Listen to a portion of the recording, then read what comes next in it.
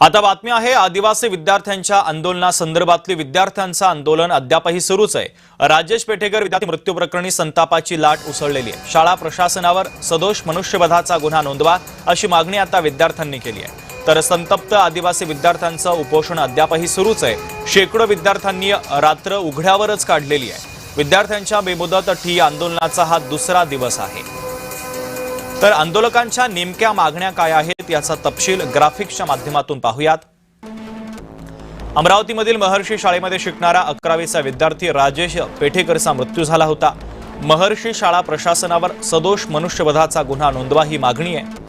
शाळेची मान्यता कायमस्वरूपी रद्द करण्याची मागणी देखील विद्यार्थ्यांची आहे। तर सेंट्रल किचन मार्फत होणारा भोजन पुरवठा बंद करण्याची मागणी करण्यात आली आहे। तर विद्यार्थ्यांसाठी अन्यायकारक असलेला 5 ऑगस्टचा शासन निर्णय रद्द करा ही प्रमुख मागणी आहे। यासोबतच मळघाटामध्ये टिटंबा आणि 4 शाळेमध्ये सेंट्रल किचनच्या अन्नातून विषबाधा झालेली आहे। तर यासोबतच विषबाधा नसून व्हायरल इन्फेक्शनमुळे विद्यार्थी आजारी पडल्याचा आदिवासी विकास मंत्र्यांचा दावा होता।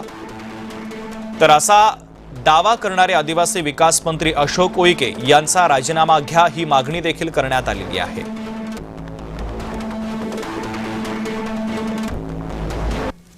सरकारीकडून डीव्हीडी भेटत आहे, स्कॉलरशिप भेटत आहे, हे प्रत्येक विद्यार्थ्याला भेटायला पाहिजे। यानंतर त्यांची मन आहे की घरातला एकच मुलगा किंवा एकच व्यक्ती घेऊ शकते, बाकीचे घेऊ नाही शकत। याचा अर्थ ते एकासोबत न्याय करून बाकीच्या सोबत अन्याय करताय।